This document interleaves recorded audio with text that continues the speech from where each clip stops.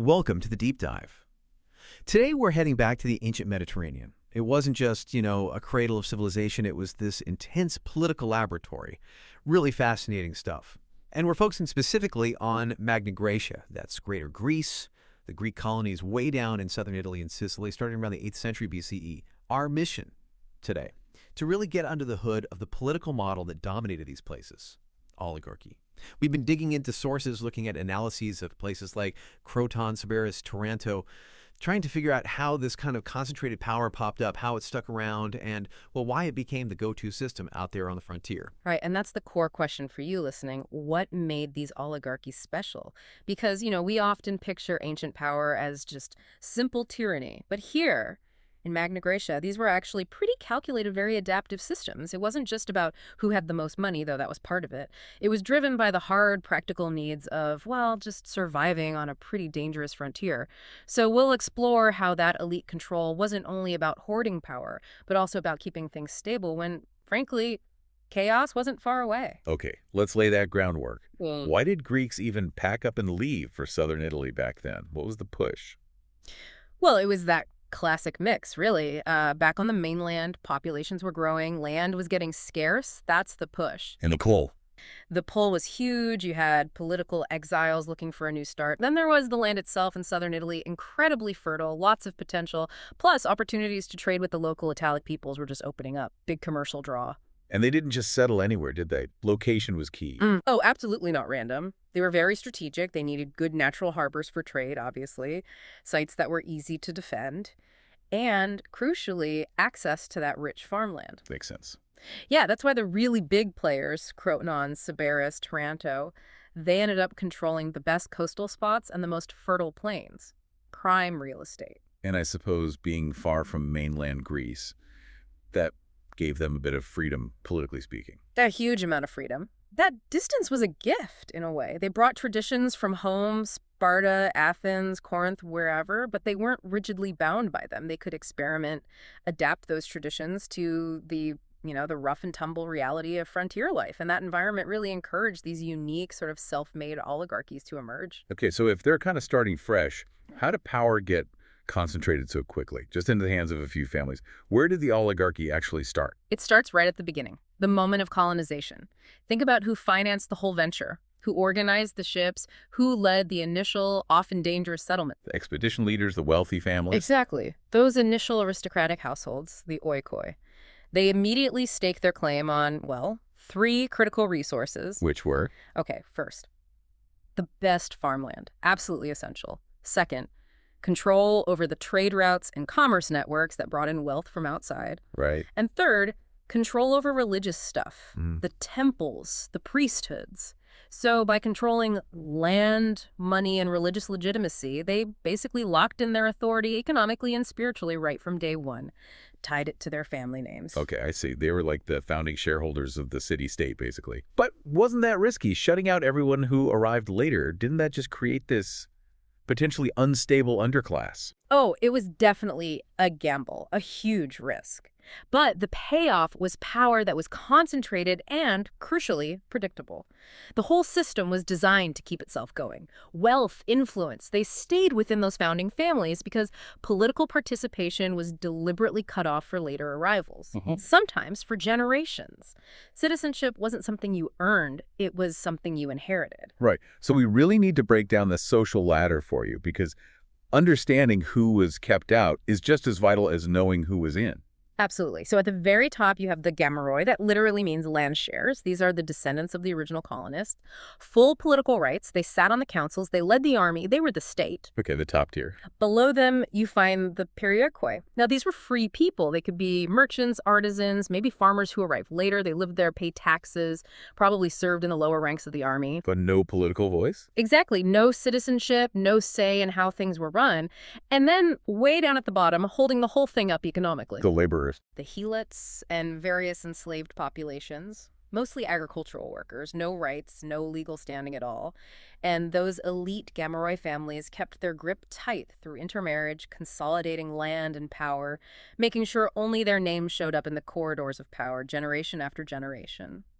What's so interesting, though, is that even with this basic elite structure, these oligarchies didn't all look the same. They developed differently, didn't they? Depending on the place. That's right. You get these different flavors of elite rule, really shaped by local conditions and what the founders prioritized. Let's dig into some examples, starting with Croton. This one's different, the philosophical oligarchy. Sounds a bit strange. It is strange and fascinating. Around 530 BCE, the philosopher Pythagoras shows up and sets up his school there. Right. Pythagoras, the triangle guy. The very same.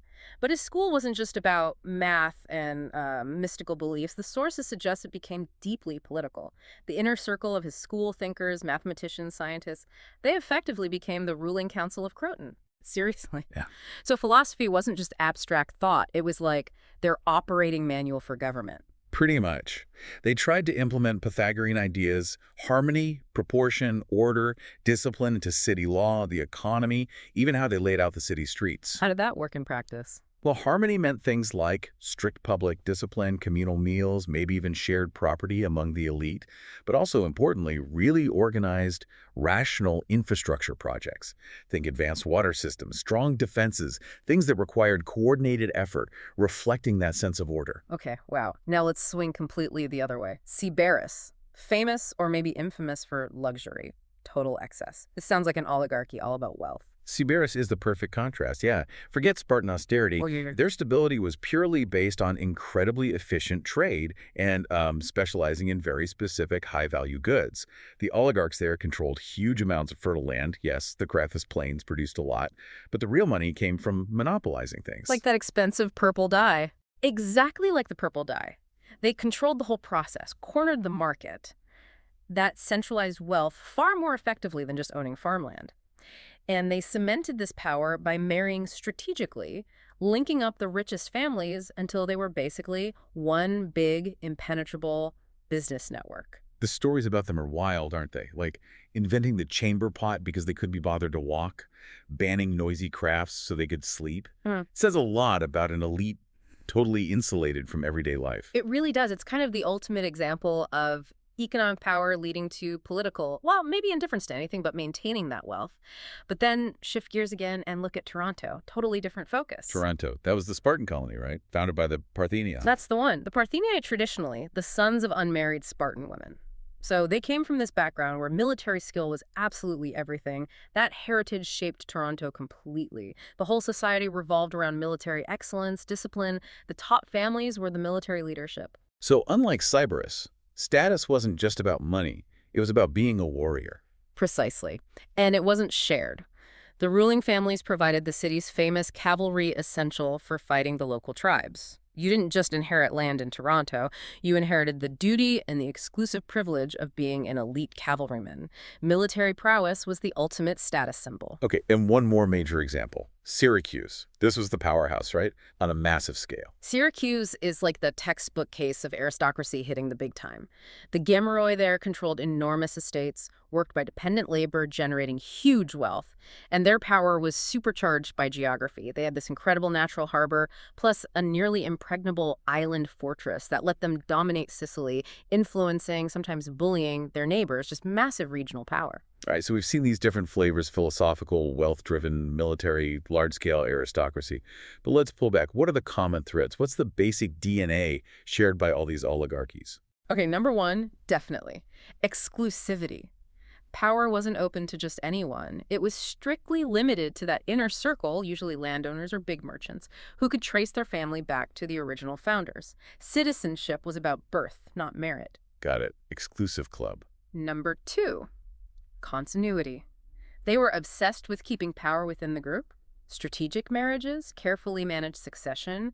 You see the same family names popping up in records for centuries in places like Metapontum or Lockery. It was all about stability for them. And third? Third, they were adaptive, really pragmatic. They used whatever their local advantage was, trade for Toronto, land for Sybaris, but always, always protecting their exclusive grip on decision-making. Adapting economically gave them the resources to maintain that political control. But let's stress again, this wasn't just about elites lounging around. They were under intense pressure, weren't they? Yeah. The practical demands of living on the frontier actually required this kind of tight, centralized control. This is so important to grasp. These rulers weren't just collecting taxes for fun. They were managing incredibly complex operations under constant threat. Think about the local populations, the Oskans, the Lucanians. They wouldn't have been happy about the Greeks showing up. Not at all. They saw it as an invasion, and rightly so. So the Greek cities faced constant external threats. You couldn't just disband the army when it was time to harvest the olives, which meant maintaining permanent militias, building and maintaining massive city walls. This stuff costs a fortune and requires serious organization. Systematic taxes, labor duties, and even the richest families had to contribute. This needed strong central coordination. Only the elite could really provide that. So they also had to be amazing project managers, essentially. Yeah. Juggling all these demands of farming the big estates, getting labor for walls and irrigation, making sure enough men were available for the army without collapsing the economy. How did they manage that without constant riots? Well, Croton, with its philosopher rulers, apparently had quite sophisticated systems, maybe rotation systems where different groups had to provide labor for certain tasks, military, public works, harvests at specific times. So the ruling class wasn't just claiming power. They were actively positioning themselves as the essential organizers, the only ones who could handle the complexity and keep everyone safe and fed. That was certainly their justification. The implicit message to everyone else was, we provide the order and defense you need, challenge us, and this whole fragile system falls apart, and then where will you be? It's a powerful argument, especially on a dangerous frontier. So bringing this all together, what's the big takeaway for us? Looking at Magna Graecia, it seems like this concentration of power, this oligarchy, wasn't always just naked ambition. It often grew out of sheer necessity defense, managing resources, creating stability where there wasn't any. Exactly. And the influence, it echoes down through history. You can definitely see traces of these ancient council structures, this idea of restricted membership based on wealth or status in later political systems, even aspects of modern ones.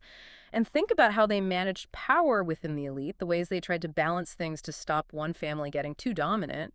Those internal checks prefigure things like coalition governments, or even how corporate boards try to manage powerful egos. And those fundamental arguments about what makes rule legitimate, is it divine right, military strength, economic success, those debates were being hammered out right there in these dynamic, exclusive city-states.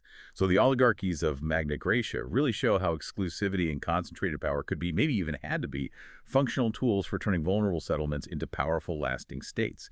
Which leaves us with a final thought for you to chew on. If these ancient elites developed ways to check power among themselves to prevent internal tyranny, basically, how does that history inform our own debates today about concentrated wealth and power? Especially when the justification of frontier necessity is long gone. Who gets to define legitimate rule, and how are they held accountable now? Something to think about.